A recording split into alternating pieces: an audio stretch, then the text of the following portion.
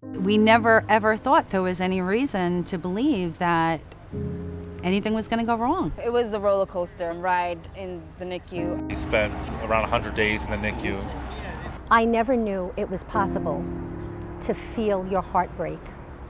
And I just remember thinking, what am I going to do if this little boy dies? Because I'd fallen in love with him already. Every year, almost 500,000 babies are born too soon. Many struggle to survive. Everything was absolutely fine and we were happy. 24 weeks into her pregnancy, Marie Moynihan gave birth to her son James. What transpired next was the scariest thing, because now they knew something was wrong. I was starting to have contractions, but they didn't know if they could hold, they could hold the baby inside of me, and they didn't know what was really wrong. It was scary. It was, he was 1 pound 9 ounces. He was so tiny that I couldn't even imagine that he was real. James had level 2 brain bleed. He had to have heart surgery, and then he had a bilateral hernia surgery, and he had blood transfusions, and you name it, and he had it. And we never knew if he was going to be okay. He spent 4.5 months in the NICU. I was having a pretty normal pregnancy up until about 28 weeks, and then everything sort of changed for us. We were caught so off guard that we hadn't even picked out a name, and all those things that you normally do in preparation for having a baby. We were sort of at the halfway point when we had this surprise of her coming a little bit earlier than she was supposed to. We don't even really have that many pictures of her from that time because we were almost afraid to think about too much further in the future beyond just getting through the day-to-day of what she was going through each day.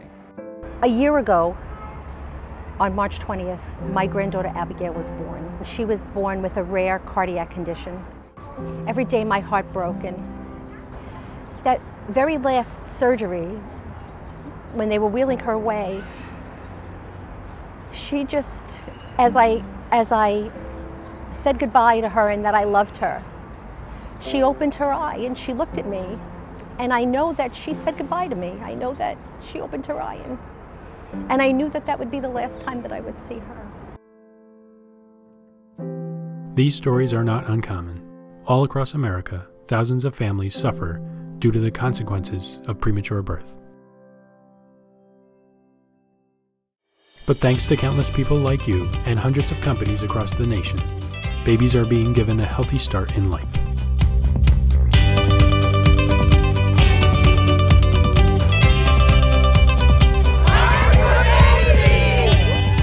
Well, we're here because Kmart is one of the national sponsors for the March of Dimes, and for 21 years we've been sponsoring the March of Dimes walks, and we've partnered with the March of Dimes for 30 years. And what's amazed me is that over the years I continue to meet Kmart associates whose families were impacted by premature birth and how their families struggled with that, and it's made it all more meaningful to me.